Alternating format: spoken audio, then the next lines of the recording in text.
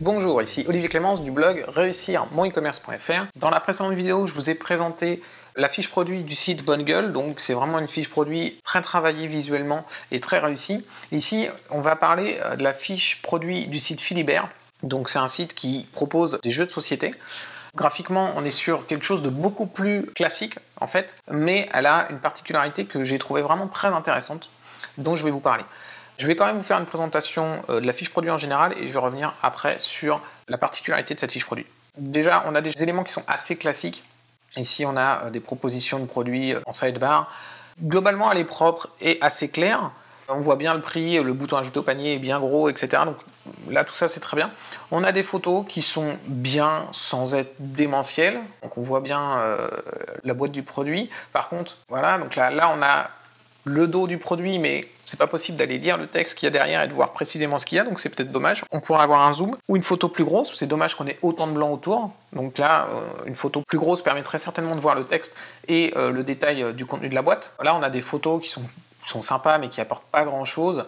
On aimerait peut-être justement une photo de la boîte déballée avec les éléments bien disposés pour qu'on voit vraiment ce qu'il y a dedans. Ça pourrait être très sympa d'avoir ça. Ensuite, on va voir que on a une description qui est assez courte, trop courte en fait, il faudrait vraiment faire mieux à ce niveau-là, c'est dommage, on pourrait faire quelque chose de beaucoup plus complet et beaucoup plus précis, mais on va voir qu'ils ont une solution entre guillemets pour pallier à ça, mais clairement ils pourraient déjà faire beaucoup mieux à ce niveau-là. Ensuite, des éléments qui sont assez sympas, c'est ça, c'est qu'on a donc évidemment la langue, à partir de 8 ans, moins de 30 minutes et 4 joueurs. Pourquoi je trouve ça sympa? Parce que ce sont des éléments vraiment importants quand on veut choisir ce type de produit. Alors c'est des éléments qu'on va retrouver sur pas mal de sites qui vendent ça, mais par exemple le moins de 30 minutes on ne le voit pas toujours et c'est vraiment intéressant parce que ça fait vraiment partie des critères qui vont définir si on va vouloir ce produit ou pas. Quand on achète un jeu, on a une petite idée de quand on va jouer à ce jeu avec nos enfants par exemple, et donc clairement si c'est pour jouer le soir juste avant d'aller se coucher, on va pas lancer une partie de Monopoly qui va durer 2 heures, donc c'est intéressant d'avoir la durée d'une partie. Moins de 30 minutes, bon, c'est très bien parce que ça permet de savoir justement à quel moment on va pouvoir jouer à ce jeu avec nos enfants. Donc ça, c'est des éléments qui sont intéressants et on sent bien que le site Philibert a bien pensé aux problématiques et aux critères qu'avaient les clients pour acheter leurs produits. Si on rentre un peu plus dans le détail, on va avoir les caractéristiques. Donc voilà, donc c'est des caractéristiques claires. Peut-être qu'il pourrait y en avoir un peu plus. Un élément qui est intéressant, c'est qu'on peut aller cliquer sur une caractéristique pour justement trouver tous les produits qui ont la même caractéristique. Si par exemple on est intéressé par un jeu de société sur le Moyen-Âge, eh bien on peut cliquer sur la caractéristique et il va nous sortir tous les produits qui traitent du Moyen-Âge. Si pareil, on trouve que les jeux Blue-Orange sont des jeux qui sont vraiment sympas à chaque fois, on peut aller voir tous les jeux Blue-Orange en cliquant là-dessus. Et ainsi de suite avec une note, etc. Donc ça c'est assez intéressant. Alors illustrateur, auteur, pourquoi pas? Je ne suis pas persuadé que les gens recherchent par ces éléments-là, donc là je ne suis pas sûr que ce soit très utile. Le mécanisme, pourquoi pas, ça peut être intéressant, mais voilà, du moins thème, langue, mécanisme, pourquoi pas, éditeur et note globale, c'est des éléments qui sont vraiment intéressants. On peut aller chercher des produits avec ce genre de critères, donc c'est intéressant d'avoir mis un lien ici, je trouve ça pas mal du tout. Ensuite, on va avoir l'onglet téléchargement. Donc là, je suppose qu'ils peuvent mettre plusieurs éléments à télécharger. Là, il n'y en a qu'un. C'est dommage, ils n'ont pas précisé quel était clairement l'élément qu'on allait télécharger. Mais voilà, si on le télécharge, en fait, c'est la notice du jeu. Et donc, c'est super intéressant d'avoir la notice du jeu parce que justement, c'est sûrement l'un des critères les plus importants. Est-ce qu'on va pouvoir jouer à ce jeu-là avec nos enfants? Est-ce qu'il n'est pas trop compliqué? Est-ce qu'il ne ressemble pas à un des jeux qu'on avait déjà, etc. Donc c'est assez intéressant d'avoir la notice du jeu pour comprendre un peu comment on va y jouer et justement s'il va nous intéresser ou pas. Ça, c'est très intéressant d'avoir mis ça en plus. On va ensuite avoir l'onglet vidéo. Et là, ce qui est assez génial, c'est qu'ils ont plein de vidéos. Et ce qui est malin de leur part, c'est que ce n'est pas des vidéos qu'ils ont fait eux-mêmes. Ils sont allés chercher des vidéos sur Internet. Donc par exemple, on a Ludo Chrono. Donc je vais vous montrer la vidéo très rapidement. Salut, c'est Mathieu de Ludovox, et aujourd'hui dans ce Ludo Chrono, je vais vous présenter King Domino. King Domino, c'est un jeu de couronne ou pas de couronne.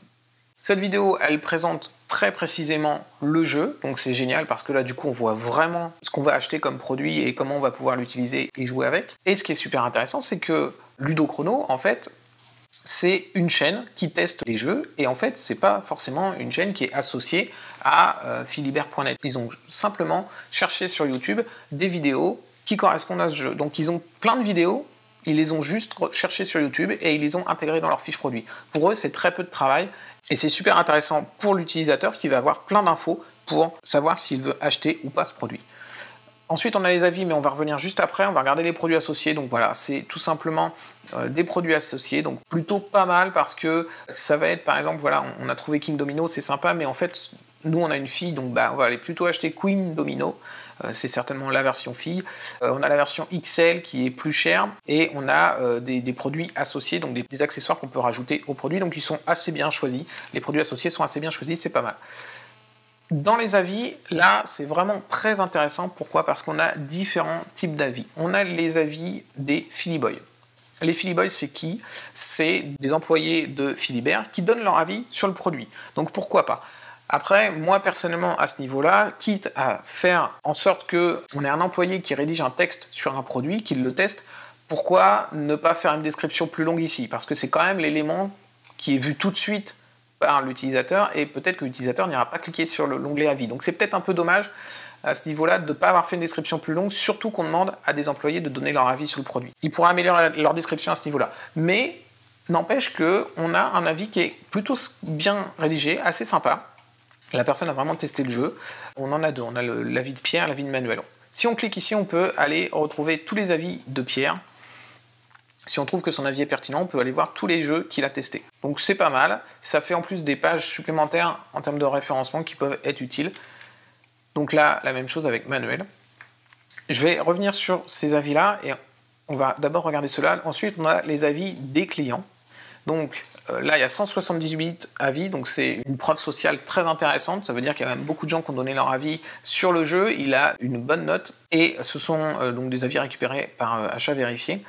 Et on a, ce qui est sympa, c'est qu'on a le ils ont aimé, ils ont moins aimé. Bon, alors attention toujours aux avis négatifs, faut pas que ce soit un avis qui explose le jeu. Mais bon, pour le coup, j'ai pas lu l'avis, mais globalement, il a quand même pas une note dramatique, donc déjà c'est pas mal. Et puis, les gens sont capables de pondérer un avis négatif. Il y a des gens qui vont détester le jeu, c'est pas pour autant que le jeu est mauvais. Donc c'est intéressant d'avoir quand même les deux pour pas avoir que des avis positifs, ce qui peut toujours paraître un petit peu louche. Et là, on a tous les avis, donc là, on a de quoi s'occuper pendant un petit moment pour être sûr de savoir. On a 18 pages d'avis, donc clairement, là, il y a vraiment de l'information pour les utilisateurs. Alors évidemment, il y a tous les avis qui sont un peu courts, mais il y a des gens qui ont vraiment fait l'effort de laisser des avis longs. Et ça, c'est une très bonne chose.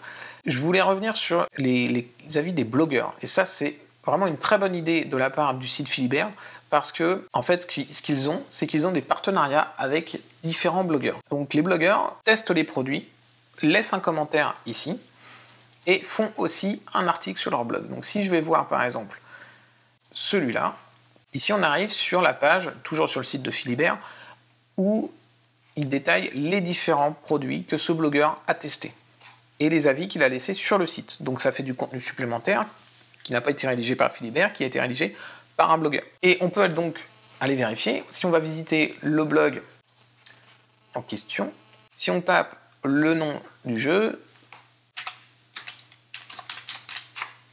donc on retrouve bien un article. Donc là, la personne a testé le produit en détail et il y a un lien vers Philibert. Donc ce lien-là mène... Alors il ne mène pas vers la fiche produit, il pourrait mener vers la fiche produit. D'un autre côté, il mène vers une sélection de produits qui correspondent à King Domino, donc c'est quand même assez intéressant d'avoir un lien vers ça. C'est tout aussi bien qu'un lien vers la fiche produit finalement. Pourquoi c'est super intéressant d'avoir fait ça? Eh bien parce qu'en fait, là il y a vraiment un système gagnant-gagnant. Et même gagnant-gagnant-gagnant. C'est-à-dire que c'est gagnant pour Philibert, c'est gagnant pour les blogueurs et c'est gagnant pour les clients de Philibert.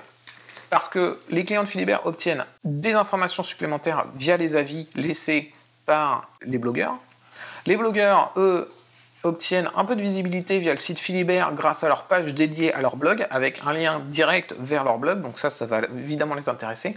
Et Philibert, lui, va récupérer du référencement, va améliorer son référencement en ayant un article vraiment détaillé sur son produit et un lien vers, donc pas la fiche produit, mais vers une fiche qui rappelle les produits qui correspondent à King Domino, mais ça fait quand même un lien de bonne qualité vers le site de Philibert. Donc c'est vraiment un partenariat très intéressant parce que ça leur rédige du contenu sans rien faire, ça leur améliore leur référencement et ça donne plus d'informations aux clients tout en aidant les blogueurs grâce à un lien et leur page dédiée.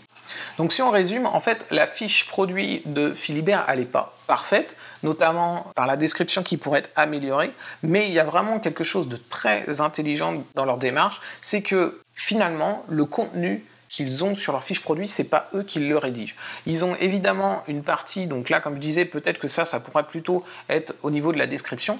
Donc ils ont cette partie qui est rédigée par les employés de Philibert, ok, mais c'est pas forcément le plus long, mais la majorité du contenu est fait par la communauté et les clients. On a les avis des blogueurs, leur référencement est fait en partie par les blogueurs, on a les commentaires des clients et on a aussi les vidéos qu'ils vont récupérer sur YouTube, mais c'est pas eux qui les font, ils les récupèrent simplement et ils les intègrent à leur fiche produit. Donc en gros, ils ont une fiche produit qui est quand même très complète pour connaître le jeu, pour bien savoir si on a envie d'acheter ce jeu-là ou pas, pour tout connaître sur le produit, et pourtant, eux, ils ont vraiment, en termes de travail, ils ont rédigé quelques lignes ici, quelques lignes là, et 2 avis ici. Donc c'est vraiment pas beaucoup par rapport à la quantité d'informations qu'on peut avoir sur leur fiche produit. Encore une fois, dans les choses intéressantes, et c'est pas eux qui ont généré, c'est la notice qu'on peut télécharger. Là encore, c'est pas eux qui ont créé ce produit. Alors peut-être qu'ils ont simplement créé le PDF en faisant 2 images de la notice du jeu, mais c'est vraiment pas long à faire, ils ont absolument rien à rédiger. Et là encore, ça fait de l'information supplémentaire pour l'utilisateur, sans qu'eux aient vraiment de travail. Donc le gros point fort de Philibert, c'est d'avoir une fiche produit avec peu de travail de création de leur part. Voilà, merci d'avoir regardé cette vidéo et à très bientôt sur réussir-mon-e-commerce.fr.